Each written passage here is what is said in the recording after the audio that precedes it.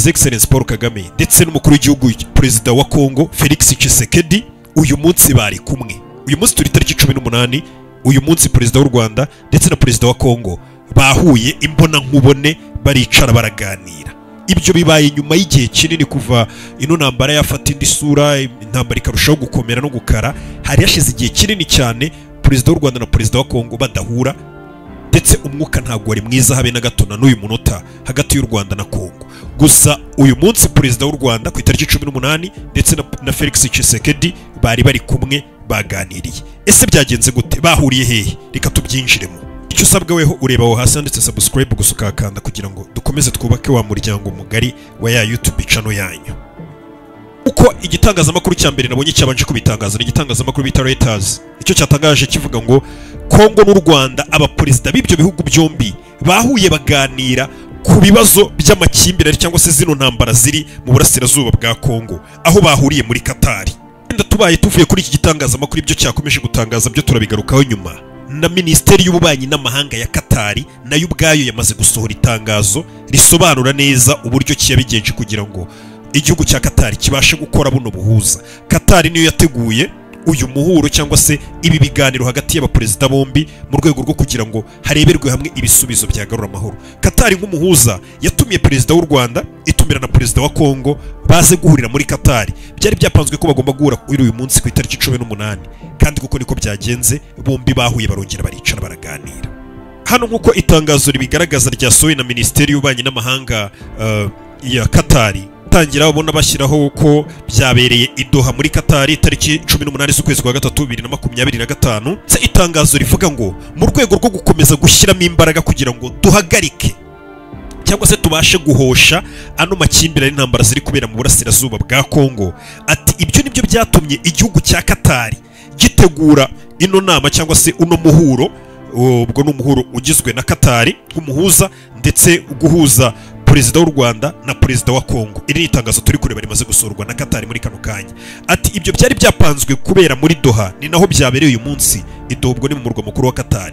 Kuri uyu wa kabiri nibwo byabaye itariki 18 uyu mwaka no bawushyiraho.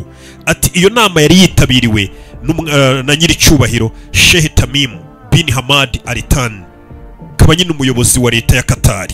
Ndetse ngo nanone bagakomeza mu itangazo Qatar ivuga ngo iyi nama nanone yari yitabiriwe na nyiricyubahiro cyangwa se umukuru w'igihugu cy'u Rwanda Perezida Paul Kagame ndetse na Perezida wa Repubulika ya Demokarasi ya Congo Felix Tshisekedi Chilombo, nawe ngo yari yitabiriye iyi nama. Ndetse ngo bari bicaye aho ngaho ari babiri n'umuhuza bareba n'amaso ku yandi baganira ku bibazo, buri umwe agaragaza imbogamizi ze n'undi agaragaza izindi, cyangwa se barebera hamwe igisubizo cy'ibibazo biri kubera mu burasirazuba bwa Congo. Iri tangazo rikomeza rivuga ngo aba baperezida bombi bibi bihugu, ngo ni Perezida w'u Rwanda na Perezida wa Congo, ngo bombi ngo bemeye cyangwa se bemeranije ko hagomba kubahirizwa amasezerano y'u Rwanda muri Angola ndetse n'amasezerano y'i Nairobi.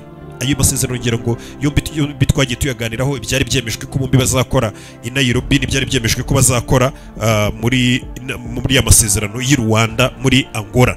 Ati aba baperezida bombi bemeranije ko bagomba kubahiriza ibiri mu masezerano y'u Rwanda n'amasezerano y'i Nairobi, ndetse nanone ngo bagakurikiza n'imyanzuro yavuye muri ya nama yari yabashije guhuza East African Community ndetse na SADC muri ya nama yabereye muri Tanzania. Murabyibuka ya myanzuro yavuye muri ya nama yabereye muri Tanzania, ukayikusanya ukayifata ukayihuza n'amasezerano ya Nairobi na ya Rwanda. ngo bano baperezida bombi bemeranije ko imyanzuro yavuye muri izo nama uko ari eshatu cyangwa se muri ayo masezerano twakwita ko ari atatu yose ngagomba gushyirwa mu bikorwa. Ngo iyo nama yo muri Tanzania murabyibuka yarahuje SADC na EAC yabaye ku itariki 8 z'ukwezi kwa 2025. Ndetse ngo iri tangazo rigakomeza rivuga ngo aba bayobozi b'ibihugu byabo bongeye kwemeza ko impande zombi zishyigikiye ko urugamba ruhita ruhagarara cyangwa se intambara igomba guhagarara bakarekeraho kurasana impande zose nk'uko byari byavuzwe muri ya nama, kandi ibyo bigakorwa nta kondisiyo zindi zishyizweho ngo wenda ngo kugira ngo turekeraho kwataka cyangwa kurasana ngo biragenda uku n'uku.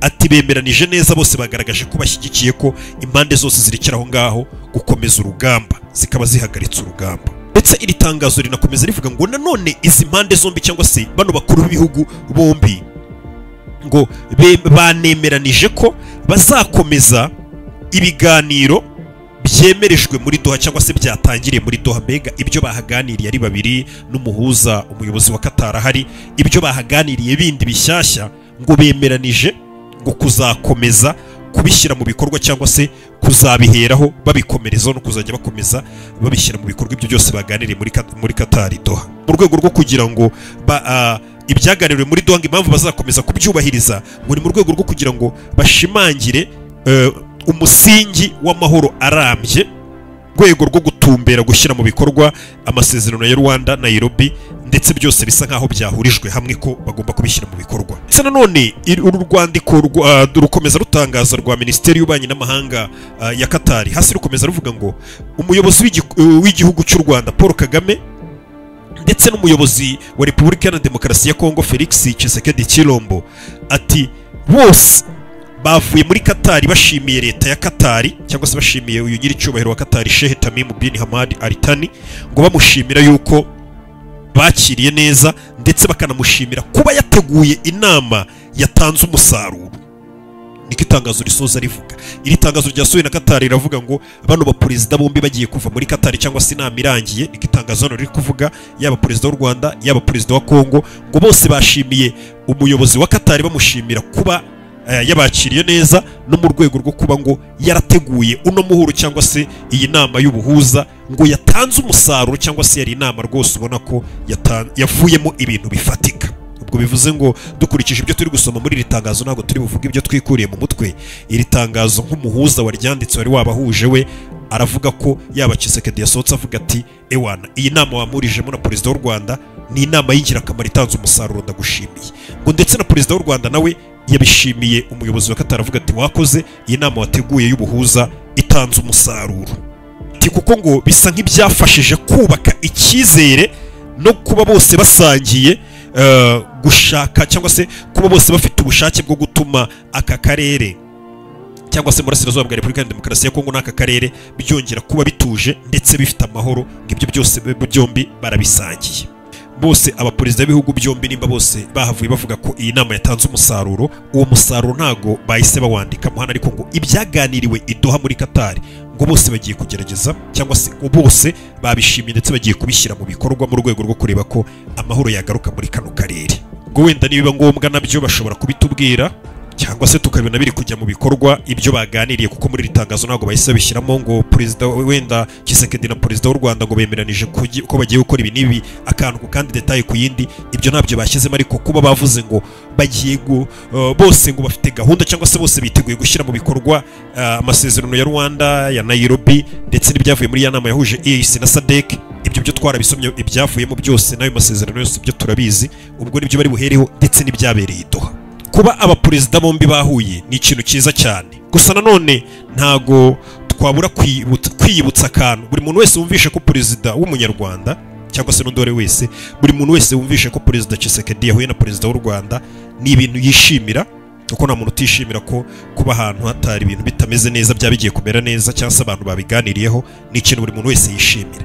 Ariko ikibazo twese kita kituza mu mutwe ni ijambo duherutse kumva ejo bundi, reka nongere nkurisubiza mu gatonya wumve. Tuhita twibaza tukavuga ati byo bihagaze bite? Mu minsi ishize umunyamakuru yabajije perezida w'u Rwanda aramubaza ngo uheruka kuganira na perezida Felix Tshisekedi ryari? Was to President Felix. This must have been 2021. Oh wow, it's been a long time. 22.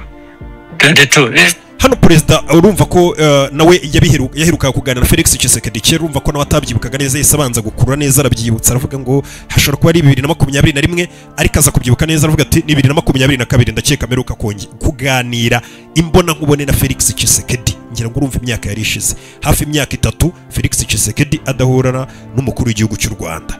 Wumva umunyamakuru ibyo yakomeje amubaza. 22. Oh, so you haven't spoken to him recently? Yeah, actually I think September 22. Are you open to speak to him again? I'm not opposed to speaking to him, but we have to be saying things that matter to the two countries and that are geared towards addressing the problems. I have no problem. icyo gihe umunyamakuru yabashe perezida w'u Rwanda nta minsi myinshi ishize, ni iminsi mike cyane, ishobora kubigera kuri 3 cyangwa iminsi 4. uyu munyamakuru yabashe perezida w'u Rwanda ati none se wahura na perezida Tshisekedi nta kibazo byabigutwaye? Aravuga ati ntago ari na ngombwa ko mpura nawe, ariko mu gihe guhura nawe byaba ari ibintu bifitiye inyungu igihugu cyanjye n'igihugu cye, cyangwa se byadufasha twese, cyangwa se byazana amahoro, nta mpamvu nimwe ngiye yatuma nicarana na Tshisekedi ngo tuganire. Niko perezida w'u Rwanda yasubije. But making deals with Tshisekedi is Making deals with what? with Tshisekedi, with Felix, Is very difficult. is the most difficult thing. Gusa nanone perezida yarengejeho ako kantu, niko n'ubundi twese muri kano kanya navugaga ko umuntu wese ashobora kuhita atekereza guhura n'ibyo, ariko perezida hari yashize iminsi igera muri 4 gutya 5 asubije kino kintu muri interview avuga ngo guhura na Tshisekedi hari ibyo mugiye kumvikana nta kibazo rwose mu gihe byazana amahoro cyangwa se byari bifasha ibihugu byacu twembi, atariko ikibazo kumvikana na Tshisekedi ku kintu kugira ngo azagishyire mu bikorwa, nicyo kintu cya mbere kigoye. Niko perezida yavuze. Who would say and say, you are telling lies. I would want to see that. I On know the his contrary, I have dealt with him. I know. You say you agree something, just as he steps out the door, So it's the issue of out leadership. of the room. It's completely either forgotten, changed, or so we will say. Perezida icyo gihe akimara kuvuga ati kumvikana na Tshisekedi biragoye, niyo interview hano nkugaruriye ngo wumve, yahise arenzaho aravuga ngo kuko nimba hari umuntu wigeze wumvikana na Tshisekedi ikintu bakacyumvikana Tshisekedi akacyubahiriza, uwo muntu azaze yanavuge ngo ngiye twarumvikanye, avuge ngo ngiye ndi kubeshya. Urumva ko perezida w'u Rwanda ashobora kuba hari ibintu byinshi yagiye yumvikana na Tshisekedi n'ubundi ntibijye mu bikorwa. Icyo gihe nibyo yavugaga muri interview, ndetse akomeza navuga ati Tshisekedi ni umuntu mwumvikana ikintu mukacyemeranya ko ikintu kigiye gukorwa, yaba agitera intambwe gisohoka umuryango. Ndi kuvuga mu magambo twumvisha hano umukuru w'igihugu yarari kuvuga ati nimba Tshisekedi nimba byibagirwa, nimba ahita ahinduka akabivamo, ati ntago wamenya, atariko Tshisekedi ni umuntu bigoye ko mwagirana diro ngo mwumvikane ikintu azabashe kugishyira mu bikorwa gisohoza.